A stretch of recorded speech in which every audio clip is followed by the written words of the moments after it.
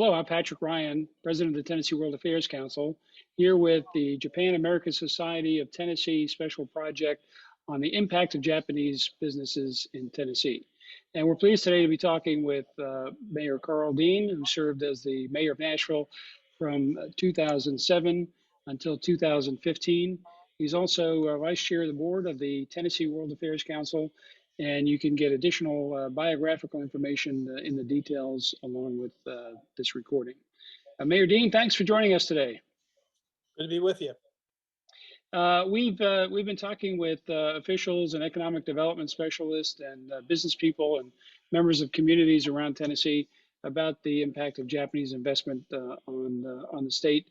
And we'd like to get your perspective as the former mayor of Nashville of what the business environment has meant to the state due to the investment from Japan. Can you describe your experience as mayor in office and otherwise with Japanese businesses and their interest in Nashville and around Tennessee?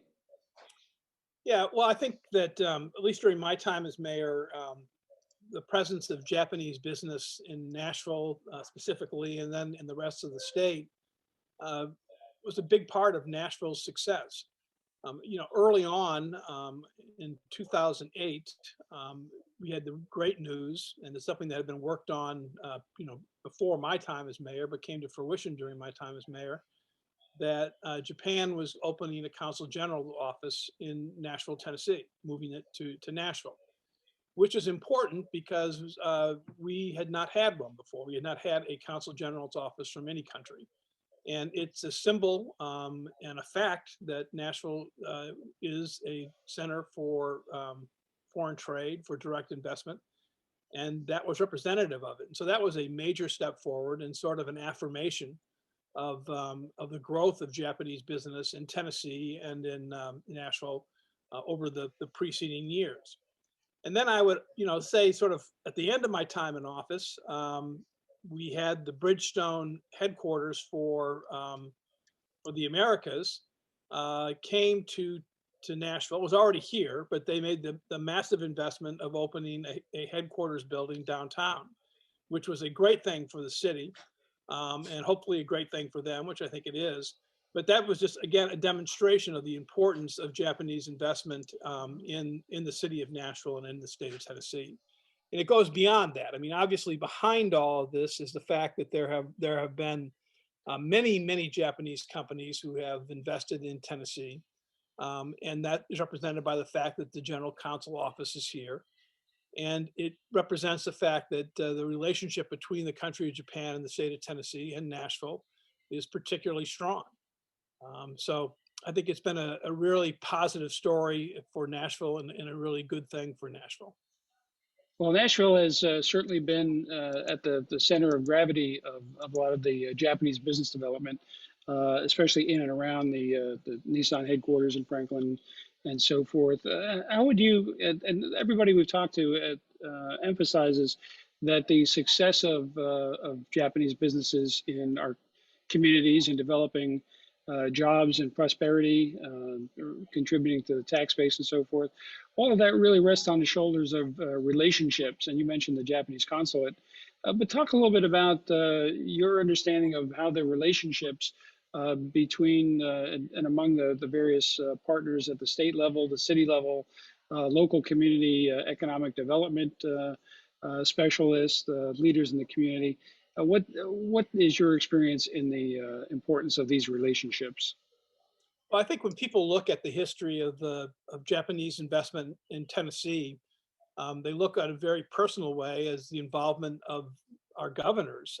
Certainly, Lamar Alexander is justifiably given credit for reaching out, developing relationships with Japan, and encouraging Japanese investment in the state. And that is something that has just picked up momentum as the years have gone by. And that's been followed by all the governors that followed him, Governor McWhorter and Governor Sundquist and Bredesen, and up to the present date, and Governor Haslam, of course, and Governor Lee. And so you see the same thing, I think, from economic development people and the mayors of Nashville, that there is a wide recognition over the course of the last 25, 30 years that Japanese investment is a good thing, and developing these relationships is important. You have the Japan American Society of Tennessee, which sort of is emblematic of that because it builds upon personal relationships between the people of Tennessee and the people of Japan. And there have been many trips where people have gone to Japan from Nashville and from Tennessee to help develop those relationships, and vice versa, people from Japan coming over here.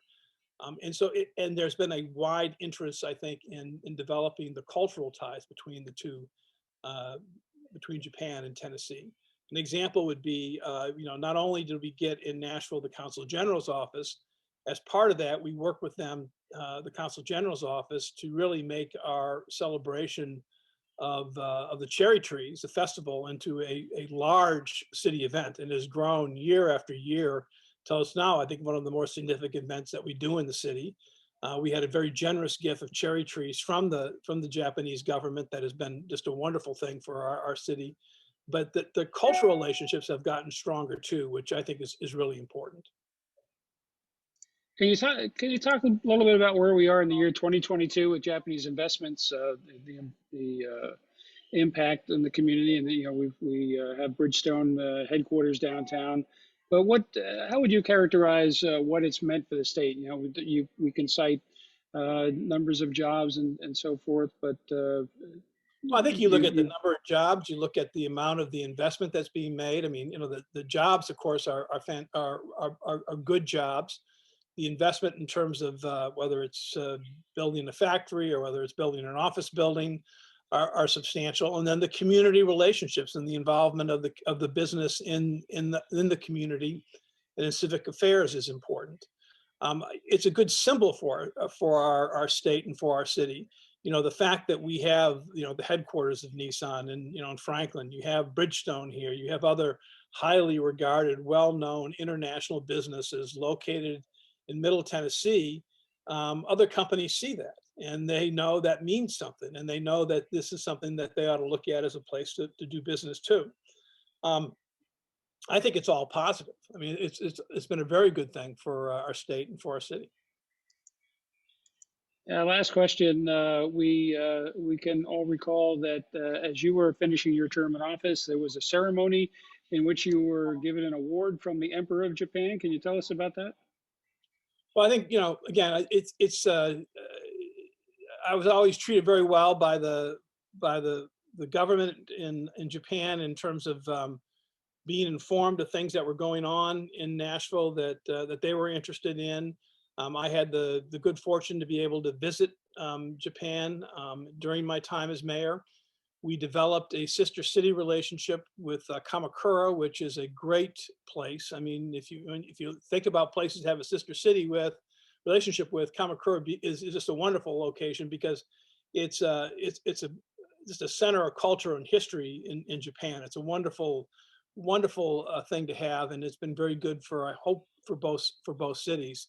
So, but this is really, it's not about any one individual. I mean, this is something that has been going on for a long time, 30 years. I mean, it's been something where people have thought about this in both Japan, in both the United States, and worked hard to develop the relationship.